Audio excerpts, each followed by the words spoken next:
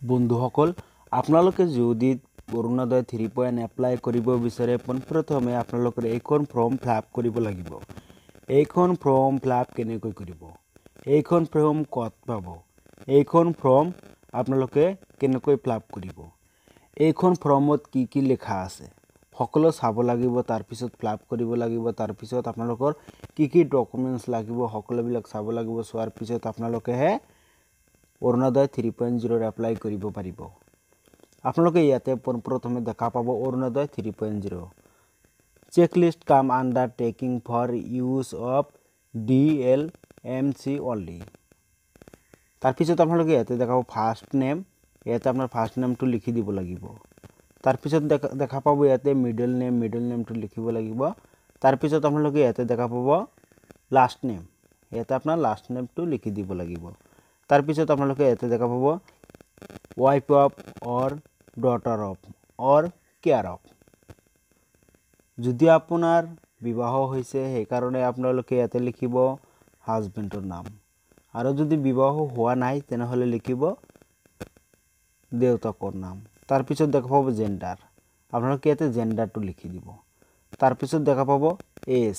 ইয়াতে আপোনাৰ বয়সটো লিখি দিব লাগিব তাৰ পিছত আপোনালোকে ইয়াতে দেখা পাব লোকালিটি আপোনাৰ লোকালিটিটো লিখি দিব লাগিব মানে আপোনাৰ গ্ৰামৰ নামটো লিখি দিলে হ'ব তাৰ পিছত আপোনালোকে অলপ স্ক্ৰল কৰিলে ইয়াতে দেখা পাব যে ভিলেজ অবলিক টাউন আপোনাৰ ভিলেজ গাঁৱৰ নাম বা চহৰৰ নামটো ইয়াতে লিখি দিব লাগিব তাৰ পিছত দেখা পাব পুলিশ ষ্টেচন আপোনাৰ পুলিশ ষ্টেচনটো ইয়াতে লিখিব লাগিব তাৰ পিছত দেখা পাব GP BCDC ULB name GP name লিখি দিলে হ'ব তাৰ পিছত ইয়াতে দেখা পাব এলএসি মানে লাখ আপোনাৰ সমষ্টিৰ নামটো লিখি দিব তাৰ পিছত দেখা পাব ডিস্ট্ৰিক্ট আপোনাৰ ডিস্ট্ৰিক্টটো লিখি দিব তাৰ পিছত আপোনালোকে লাষ্টত দেখা পাব মোবাইল নাম্বাৰ ইয়াতে আপোনাৰ মোবাইল নাম্বাৰটো দিব যেটো মোবাইল নাম্বাৰ আপোনাৰ আধাৰ কাৰ্ডৰ লগত লিংক আছে হেতু মোবাইল নাম্বাৰ ইয়াতে লিখি দিব লাগিব তো আপোনালোকে ইয়াতে দেখা পাব হাউস নাম্বাৰটো দিব পিন কোড দিব আৰু ইয়াতে দেখা পাব ব্লক আপোনালোকে ব্লকটো দি দিব তাৰ পিছত আপোনালোকে অলপ স্ক্ৰল কৰাৰ পিছত আপোনালোকে ইয়াতে দেখা পাব inclusion criteria as per guidelines have to be complied with তাৰ পিছত ইয়াতে দেখা পাব ফিমেল আপোনাৰ ফিমেলটো সিলেক্ট কৰিব কৰাৰ পিছত ইয়াতে দেখা পাব এস আৰু নো আছে এটো লিখিব লাগিব the applicant is permanent resident of Assam এটো এপ্লাই কৰিবৰ বাবে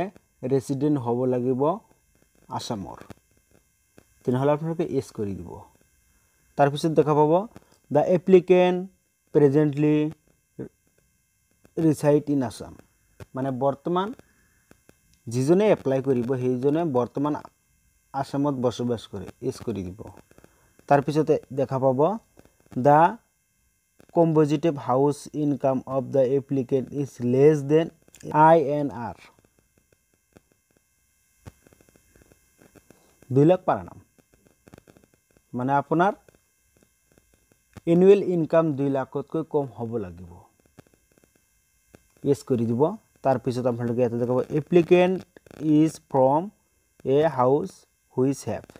এইবোৰ সকলোখিনি ফিল আপ কৰাৰ পিছত আপোনালোকে ইয়াতে দেখা পাব লাষ্টত দুটো অপশন দিয়া আছে সিগনেচাৰ দিয়া আছে ইয়াতে আপোনাৰ সিগনেচাৰটো কৰিব লাগিব সিগনেচাৰ কৰাৰ পিছত আপোনালোকৰ একো কৰিব লাগে নিচত যিখিনি আছে সেইখিনি ইয়াতে দেখাব ডেট প্লেস তাৰ পিছত আপোনালোকে ইয়াতে দেখাব সিগনেচাৰ অফ অফিচিয়াল এইখিনি অফিচিয়ালৰ কাৰণে এইখিনি ফিল আপ কৰি আৰু আপোনাৰ কি ডকুমেন্ট লাগিব সেইখিনি ডকুমেন্ট লৈ আপোনালোকে এইখন ফৰ্ম জমা দিব লাগিব কি ডকুমেন্ট লাগিব আপোনালোকে ভালদৰে চাই থাকক তাৰ পিছত আপোনালোকে এইখন পেজত দেখা পাব যে অৰুণোদয় বেনিফিটছত ক্লিক কৰিলে আপোনালোকে ইয়াৰ পৰা আপোনালোকে অৰুণোদয়ৰ পৰা কিমান বেনিফিটস পাব কিমান টকা পাব সকলো ডিটেইলছ ইয়াতে দিয়া আছে তাৰ পিছত আপোনালোকে ইয়াতে দেখাব এলিজিবিলিটি কোনে এপ্লাই কৰিব পাৰিব সকলো দিয়া আছে তাৰ পিছত আপোনালোকে ইয়াতে দেখা পাব যে এপ্লিকেশন প্ৰসেস ইয়াতে ক্লিক কৰিব ইয়াতে ক্লিক কৰি আপোনালোকে ইয়াৰ পৰা আপোনালোকে বহুত তথ্য জানিব পাৰিব তাৰ পিছত আপোনালোকে ইয়াতে দেখা পাব কি ডকুমেন্ট লাগিব কি ফিল আপ কৰিব লাগিব সকলোবিলাক কৈ দিয়া আছে আৰু ইয়াতে আছে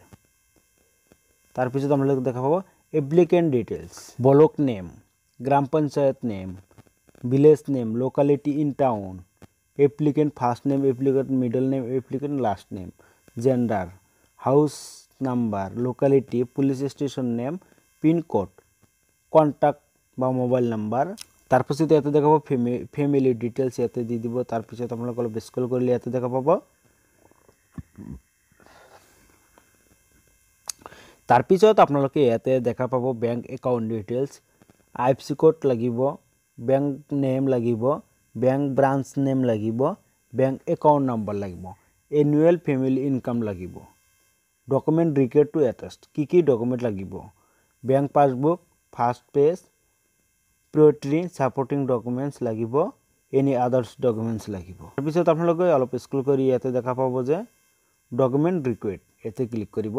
কি ডকুমেন্ট আপোনালোকে লাগিব 3 পইণ্ট, কি ডকুমেন্ট লাগিব আপোনাৰ অৰুণোদয় 3.0 এপ্লাই কৰিবলৈ। পোনপ্ৰথমে আপোনালোকৰ আধাৰ কাৰ্ডখন লাগিব, তাৰপিছত দেখাব পেন কাৰ্ডটো লাগিব, তাৰপিছত দেখাব ডোমিসাইল অফ আসাম মানে ডোমিসাইল সাৰ্টিফিকেটখন লাগিব। তাৰপিছত আপোনালোকে দেখাব বেংক একাউণ্ট, আপোনাৰ বেংক একাউণ্ট লাগিব, বেংক পাছবুক লাগিব। তাৰপিছত আপোনালোকে দেখা পাব 2 ফটোজ মানে 2 কপি ফটো লাগিব, মোবাইল নাম্বাৰ লাগিব, ৰেশন কাৰ্ড লাগিব। তাৰপিছত আপোনালোকে ইয়াতে দেখা পাব ইনকাম সাৰ্টিফিকেট লাগিব, সেলফ ডিক্লাৰেশ্যন ফৰ্ম লাগিব